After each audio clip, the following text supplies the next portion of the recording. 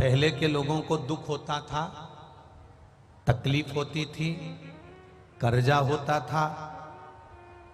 बहुत ज्यादा तकलीफ में जब पहले के लोग आ जाते थे तो मदिरा की दुकान पर चले जाते थे। बोलो सही है कि गलत है? और मदिरा वाला उनके हाथ में एक मदिरा की बोतल पकड़ा देता था।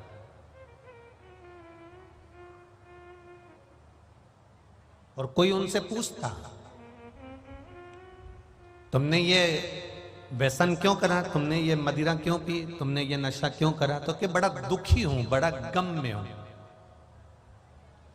बड़ा दुखी हूं, बड़ा गम में हूं। पहले थोड़ा सा दुख आता था, कर्जा हो जाता था, थोड़ी तकलीफ आती थी तो लोग मदिरा की दुकान जाते थे और बोतल पकड़ लेते थे। आज के जमाने में थोड़ा सा दुख आता है, थोड़ा सा कर्जा हो जाता है, थोड़ी सी तकलीफ हो जाती है तो लोग शिव के मंदिर जाते हैं और लोटा पकड़ लेते हैं।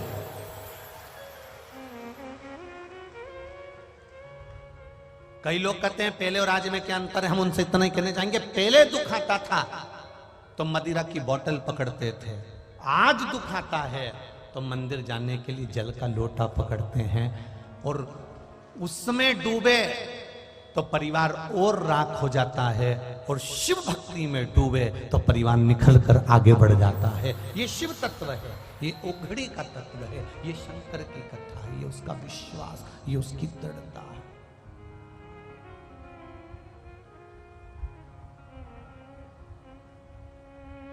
आएगा दुख, संसार में ऐसा कोई नहीं जन्मा जिसको दुख नहीं आया।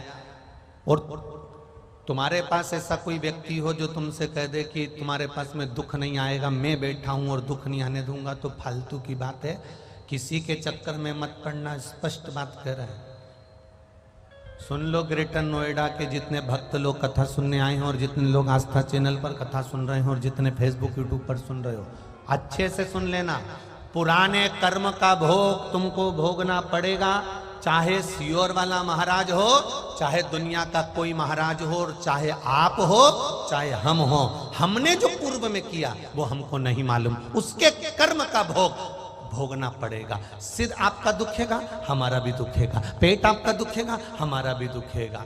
हाथ हमारे दुखेंगे, तुम्हारे भी दुखेंगे। पांव हमारे दुखेंगे, तुम्हारे भी दुखेंगे। दुनिया में दुख सबको भोगना है, पर उस दुख का एक निवारण है, वो शंकर भगवान की अविरल भक्ति, शिव का शिवालय और एक लोटा जल हमारे कष्ट को थोड़ा कम कर देगा, हमारे दुख को थोड़ा कम।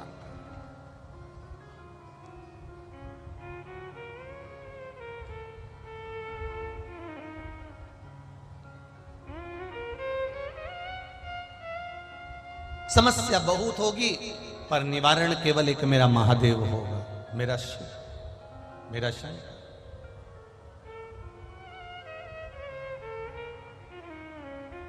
आदमी का काम है दुख देना और महादेव का काम है दुख को मिटा देना।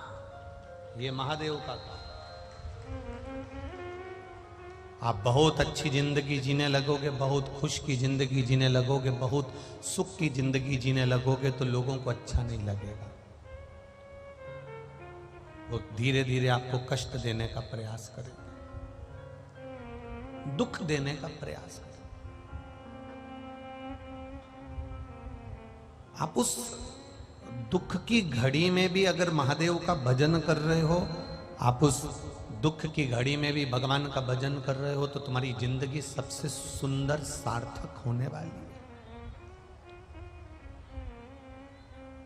एलईडी चलाइए भाई, एलईडी ऑन चलाइए।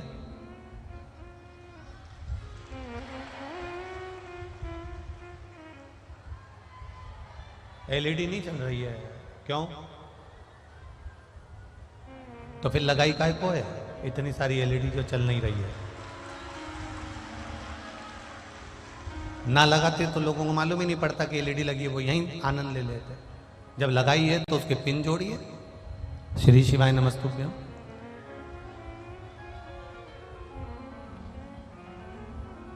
एक शिव भक्ति का मूल है, शिव भक्ति का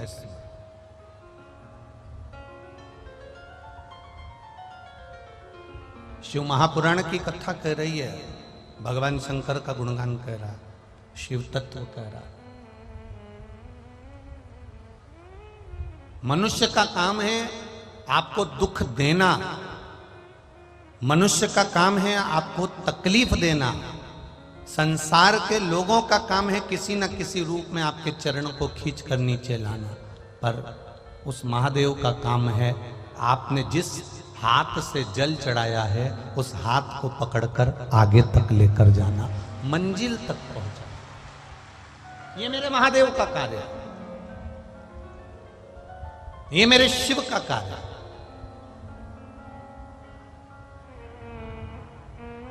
100 साल की उम्र यदि आपको चाहिए तो 100 साल का भजन भी तो होना चाहिए। अब 100 साल का एक सहज सी बात है, आप किसी के मिलने के लिए जाओ और उसको सिर पे रख के पल्लू और पांव पड़ो और वो तुमको आशीर्वाद दे 40 साल जियो। कितने साल? बोलो बोलो जम के, जब बोलो 40 साल जियो। तुम्हें अच्छा लगेगा कि बुरा लगेगा? अरे जम के बोलो जरा, बुरा लगेगा ना। तुम्हें आशीर्वाद कौन सा चाहिए? जम के बोलो जरा, 100 साल जियो।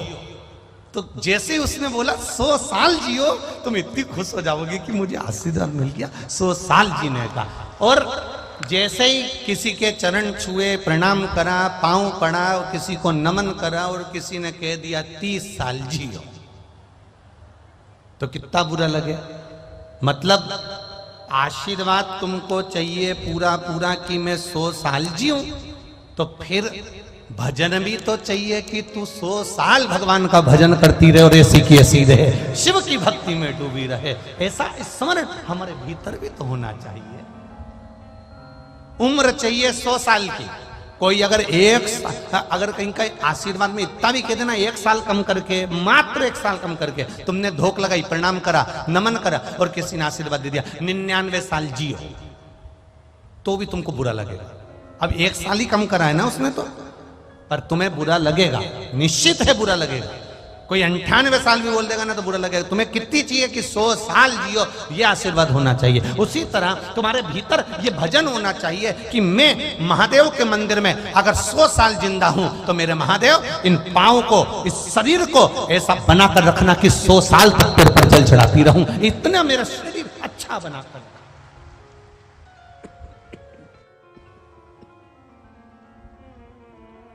100 साल तक मैं आपके मंदिर आती रहूं।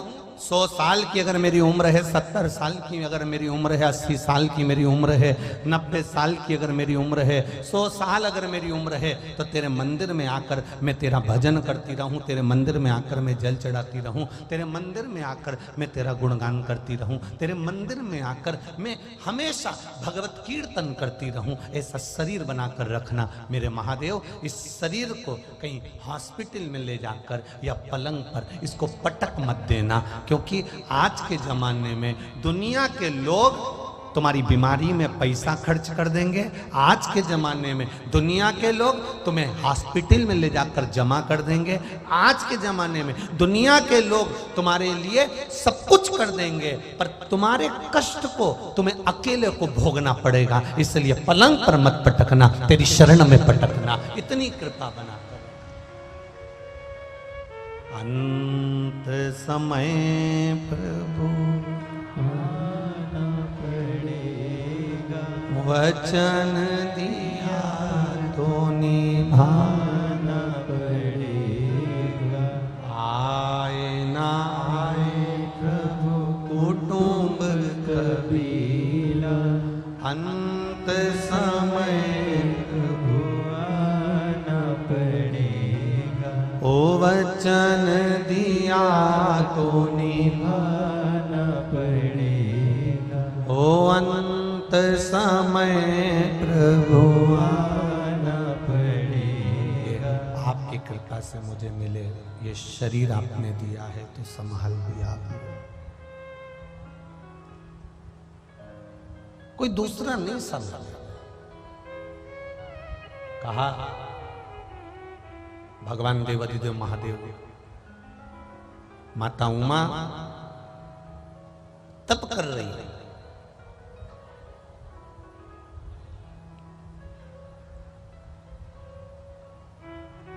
माता उमा एक अंगूठे पर अपना पांव टिकाकर तप में लीन है, और तप में लीन होने पर देवाधिदेव महादेव ने आकर उनको दर्शन दिया। माता उमा को दर्शन दिया।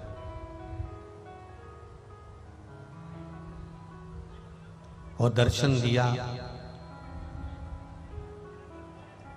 माता उमा ने मांगा क्या कि ये संपूर्ण ब्रह्मांड में देवताओं के पास में नवनिधियां हैं, नवनिधि केवल देवताओं के पास में विराजमान है। संसार के किसी व्यक्ति के पास में नवनिधि नहीं है। अगर नवनिधि होती तो शायद इनकी जिंदगी में कभी दुख नहीं आता, इनके जीवन में कभी तकलीफ नहीं आती, इनके जीवन में कभी कष्ट नहीं आता अगर नवनिधि इनके पास में होती।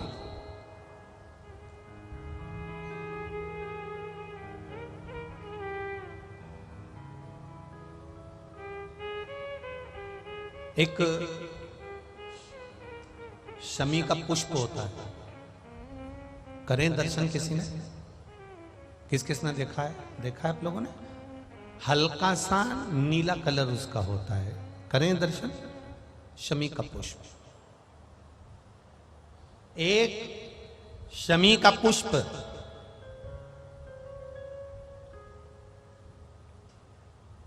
12 महीने की शिवरात्रि आती है, 12 महीने।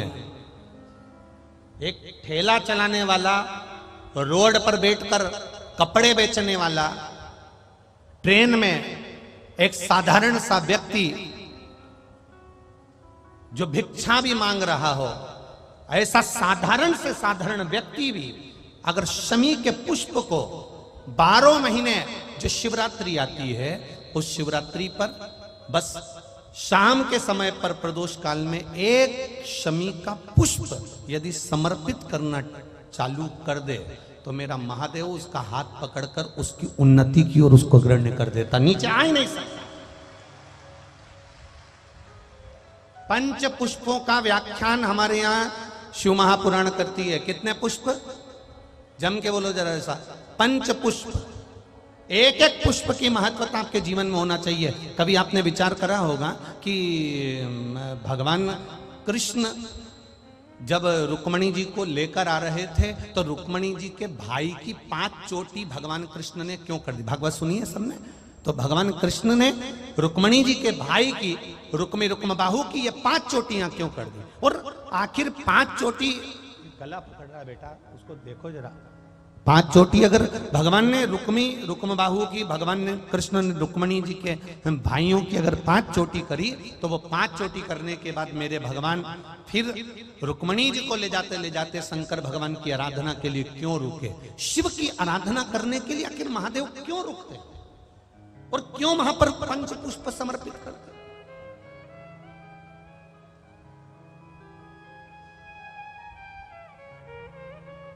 पांच पुष्प ऐसे हैं जो देवाधिदेव महादेव को किस समय, किस घड़ी में और किस पल में समर्पित किए जाते हैं, जिससे मानव के जीवन में देवाधिदेव महादेव का एक बार दर्शन हो जाए और उसकी करुणा प्राप्त हो जाए।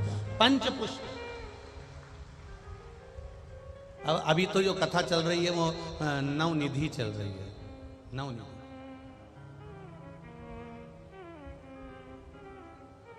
अभी जो कथा चल रही है ये नवनिधि शिव महापुराण की कथा चल रही है। आगे जो 5 दिन की कथा रहेगी बदनावर मध्य प्रदेश में कोटेश्वर धाम में, 5 दिन की जो कथा रहेगी 24, 25, 26, 27 और 28 मार्च, ये 5 दिन की जो कथा रहेगी दोपहर में 2 बजे से 5 बजे तक आस्था चैनल पर भी आएगी, यूट्यूब फेसबुक पर भी आएगी। और बदनावर के कोटेश्वर धाम में जो कथा चलेगी 5 दिन 2 बजे से 5 बजे तक, उसमें उस कथा का नाम रहेगा पंच पुष्प शिव महापुराण की कथा। एक एक फूल कौन सा महादेव को कब चढ़ाया जाए जिससे जिंदगी में कोई बड़ा रोग, कैंसर जैसा, लीवर जैसा, किडनी जैसा बड़ा रोग कभी जिंदगी में सम्मुख में ना आए।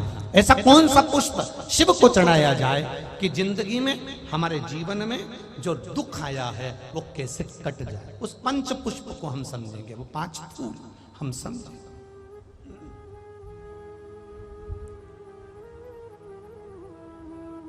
और हम प्रयास भी करेंगे कि कथा के बीच में 5 दिन जिन पंच पुष्प के महत्व को समझाया जाए, वो 5 फूल आपको आस्था चैनल के माध्यम से दर्शन भी कराए जाएं कि वो फूल कौन सा है जो शिव को चाहिए। हम प्रयास करेंगे पूरा हो। अगर वहां कोटेश्वर में और उधर बदनावर साइड में अगर वो पुष्प मिल गए तो हम आपको आस्था चैनल के माध्यम से दर्शन भी कराएं कि वो कौन से पुष्प हैं पंच,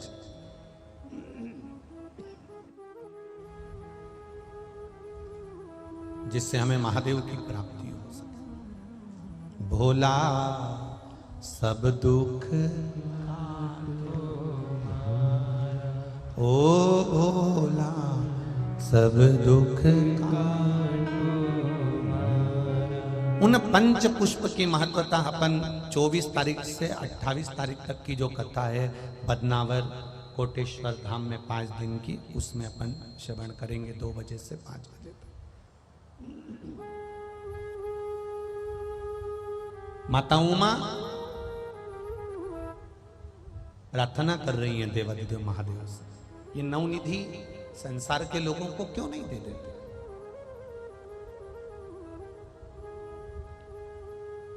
इनको देते क्यों नहीं?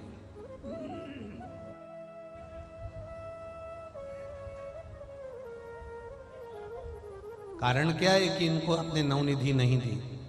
भगवान शिव ने कल कथा में वर्णन किया था कि विश्वास दृढ़ नहीं हो पाता, इसलिए इनको नवनिधि प्राप्त नहीं हो पाती।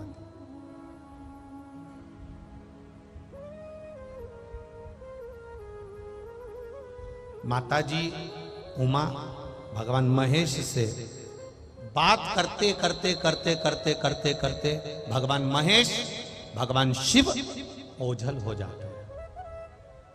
उमा माता उनको ढूंढ रही है, माता पार्वती, माँ उमा, माँ सती, माँ कात्यायनी, माँ कुष्मांडा, माँ स्कंदा, माँ उमा के रूप में उनको ढूंढ रही है। पर माँ उनको ढूंढते ढूंढते देवाधिदेव महादेव को थक जाती हैं, नहीं मिलती। जब महादेव नहीं मिलते तब माता उमा स्थिर होकर अपने नैनों से जल बहाती रहती हैं, अपने नैनों से अश्रु बहा रही होती हैं। और अश्रु बहाते बहाते बहाते बहाते तभी उसी समय पर श्री तुमरुका जी का आगमन होता। उसी समय पर तुमरुका जी का आगमन हो रहा। जब तुमरुका जी का आगमन हुआ, तुमरुका जी जब निकल के सम्मुख में आए, घोड़े का मुख लगा है, हाथ में वीणा है, एक हाथ में करताल है, और तुमरुका जी जपते जपते आ रहा है पंचाक्षर मंत्र।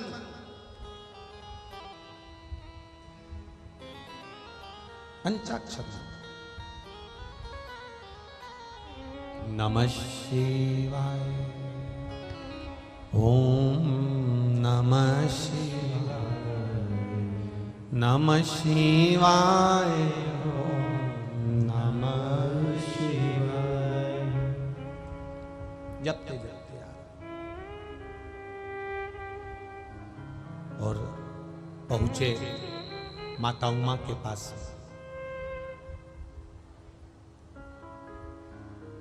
तुमरुका जी ने देखा आज मां आप आंखों से आंसू बहा रही हो, नैनों से जल बहा रही हो, आप रो रही हो। मां आपके रोने का कारण क्या है? क्यों रो रही हो आप? आपके रोने का कारण क्या है? जरा ध्यान से सुनना। ग्रेटर नोएडा के जितने भक्त लोग यहां आए हैं कथा सुनने के लिए, चूकना नहीं चाहिए कथा। तुम्हारी पड़ोसन कितनी भी बात करे, आप बहुत दूर से आए हो। ऑटो वाला भी सिटी में कम पैसे ले लेगा, पर इतनी दूर आने के कम से कम 500-600 रुपए लगते होंगे। ये मेरे हिसाब से बता रहा हूं। इतनी दूर से आए हो आप, समय बर्बाद मत करना, किसी के इधर उधर अपने कानों को मत जाने देना, बहुत ध्यान लगाकर सुनना। 7 दिन की शिव पुराण हाथ से नहीं निकलना चाहिए। नवनिधि शिव पुराण की कथा है, तो जितने लोग आस्था पर सुन रहे हैं, जितने फेसबुक पर सुन रहे हैं, यूट्यूब पर सुन रहे हैं, जितने यहाँ सुन रहे हैं, उनकी भी झोली में नवनिधि आना चाहिए। तो नवनिधि शिव पुराण चूके नहीं। ज्यादा धूप में बैठे हो, इधर गर्मी में बैठे हो, जगह नहीं मिल रही हो, तो गाड़ियों में जाकर बैठ जाओ। जहां जगह मिले उस जगह पर जाकर बैठो, छांव में बैठकर कथा कर तत्व सुनो, पर भटके ना।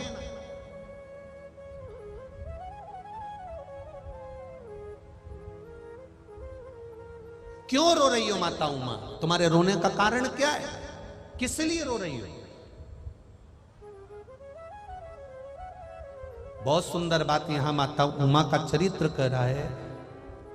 तुमको रोना भी आए ना, तुम्हारे जीवन में दुख भी आए, तुम्हारे जीवन में तकलीफ भी आए, तुम्हारे जीवन में कष्ट आए, परिवार वालों के सामने, रिश्तेदारों के सामने, कुटुंबियों के सामने, अपनों के सामने जाकर कभी मत रोना। अगर जीवन में दुख आया तो या तो किसी सदगुरु या फिर महादेव के चरणों में जाकर रोना, वो संभाल लेगा। परिवार वालों के सामने जाकर रोगे ना तो लोग कहेंगे पहले तो खूब फूली फिरती थी, अब जगत में रोती फिरती है। दुनिया वालों के सामने जाकर रोगे ना तो लोग कहेंगे पहले तो खूब ऐश्वर्य राम की जिंदगी जी ली, अब रोता फिर रहा ना।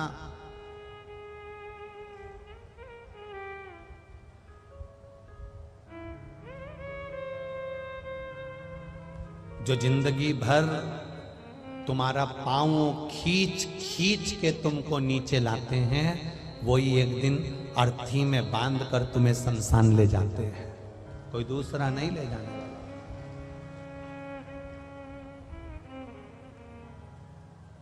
जो जिंदगी भर तुम्हारा पांव खींचकर नीचे लाने का प्रयास करते हैं, जिंदगी भर तुम्हें ताना देते रहते हैं, जिंदगी भर तुम्हें कोसते रहते हैं, जिंदगी भर तुम्हारे ऊपर उंगली उठाते रहते हैं, जिंदगी भर तुम्हारे अपशब्द पे ताने पर ताने देते रहते हैं, जिंदगी भर तुमको आड़ा टेढ़ा कहते रहते हैं, जिंदगी भर तुम्हारी निंदा करते रहते हैं, जिंदगी भर तुम्हारी बुराई करते रहते हैं, और तुम्हारे मरने पर सबसे पहले आकर खड़े होंगे और तुमको बांध कर आंख में आंसू भरते हुए शमशान तक लेकर यही जाएंगे।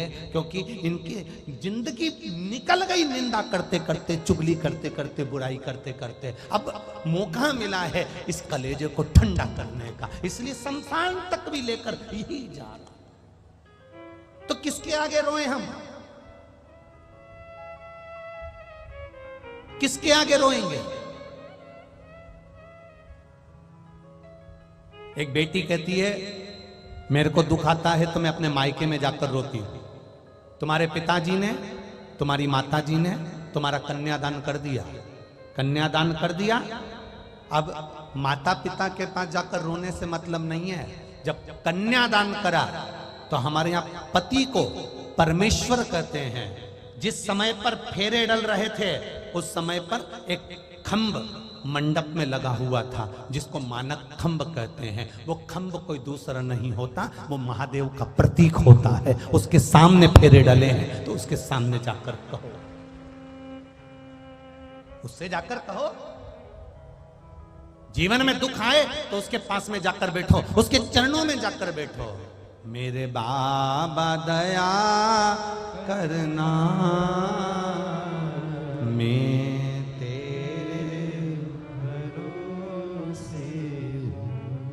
मेरे शंभु दया करना,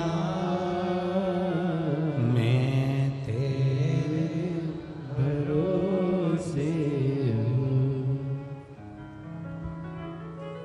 ना घर के भरोसे हूँ, ना परिवार के भरोसे हूँ, ना घर के भरोसे, ना परिवार के भरोसे। मेरे बाबा दया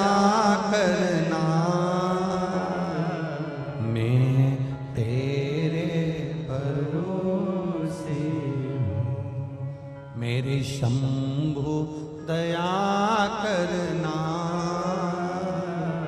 मैं तेरे भरोसे।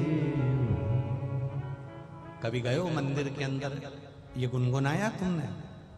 कभी शिव मंदिर में कभी जाकर, जब तुम्हारे हृदय को थोड़ी सी चोट लगी हो, कहीं ठेस पहुंच गई हो, एक पत्र आया है, पत्र ज्यादा है, हम पढ़ नहीं पाए हैं, वो एक आध पत्र बता दो।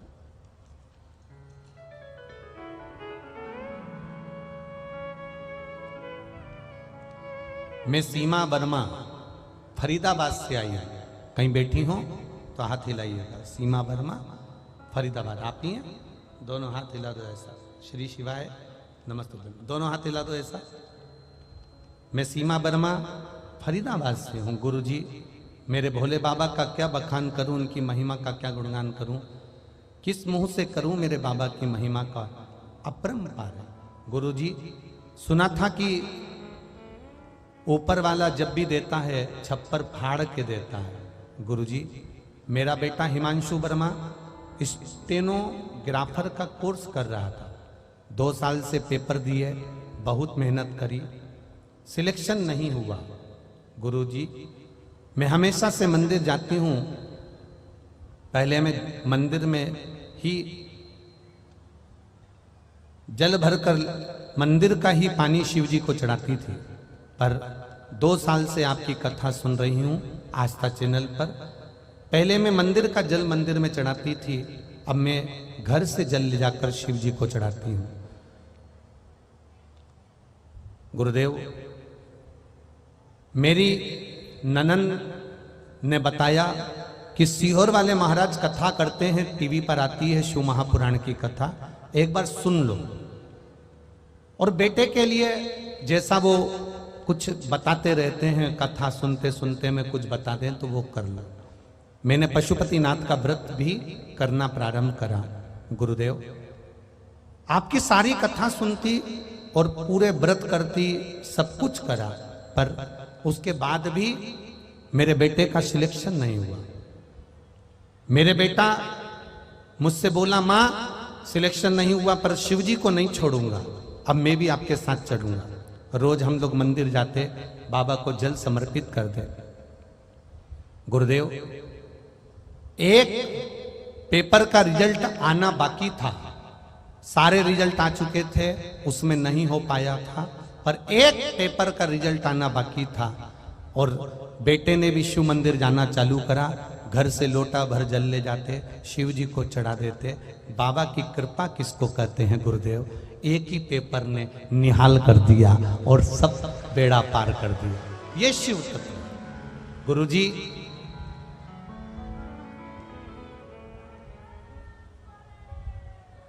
बेटे को निहाल तो करा, साथ में इतना नाम चला दिया, इतना नाम चला दिया कि अखबार तकों में भी मेरे बेटे का नाम चलता रहा। ये शिव तत्व है। भजन की एक लाइन लिखी है, भर दिया भंडार काशी वाले ने, कर दिया माला माला। एक भजन की लाइन आपने लिखी, बहुत बहुत साधुवाद है। बैठिए। हर हर महादेव। शिव तत्व इसी को कहते हैं, ओघड़ी का तत्व इसी को कहते हैं। अब करो भजन उसका, अब करो स्मरण उसका, पीछा मत छोड़ना। वो बहन ने जब पेपर में पास नहीं हुआ, रिजल्ट नहीं निकल पाया, आखिरी में मन से हताश हो गई, पर बेटे ने कह दिया शिव का दरवाजा नहीं छोड़ेंगे, कहीं दूसरी जगह भटकेंगे नहीं। पकड़ कर रखा, विश्वास और दृढ़ हुआ, तो जो एक पेपर बचा था उसी में बाबा ने निकाल कर आगे कर दिया। शिव तत्व है, परखेगा, परखने में पीछे नहीं हटेगा, परखेगा।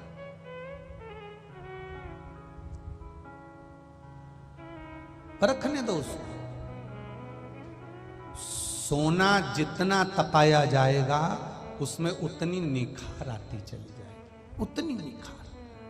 पर रखने दो उसको।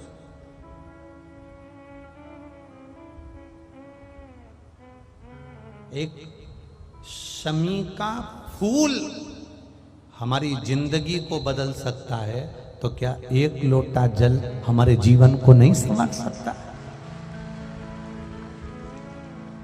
और वो शमी का फूल तो हम केवल शिवरात्रि के शिवरात्रि चढ़ा, 5 पुष्प हैं जिसको हमें समझना है। भले अभी कथा नवनिधि चल रही है, पर वो 5 दिन की जो नवरात्रि में कथा होने वाली है, 5 दिन की जो कोटेश्वर में कथा, उसमें आप जरूर सुनना 5 फूल।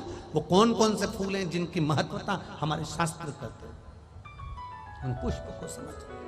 पंच पुष्प शिव महापुराण कथा उसको सुनो।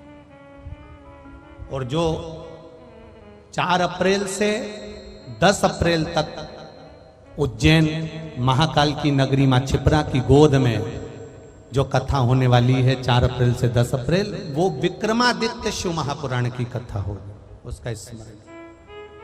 बाबा महाकाल राजा की नगरी, बाबा का दर्शन, मां क्षिप्रा की गोद, हर सिद्धि का दर्शन, काल भैरव का दर्शन, 84 महादेव का दर्शन आनंद से करो और शिव तत्व को धारण करो,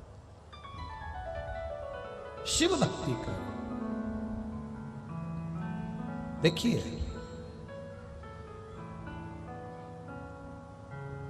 तुमरुका जी ने पूछ लिया, आप क्यों रो रहे हो? आपके रोने का कारण क्या है?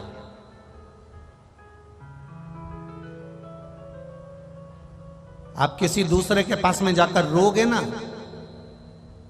तो वो बाद में आंसू पोंछने के बाद, तुमको चुप करने के बाद 10 जगह पर जाकर कहेगा कि वो मेरे पास में आकर रोई थी, वो मेरे पास में आकर जाकर ऐसा कर रही थी, मेरे पास आकर रो रहा था, मेरे पास आकर रोए थे। वो 10 जगह जाकर कहेगा। पर किसी संत सदगुरु